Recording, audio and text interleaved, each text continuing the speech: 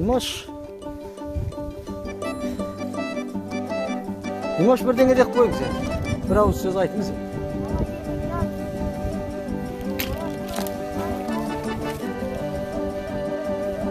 Далада не көрдің бүгін? Тағы не көрдің?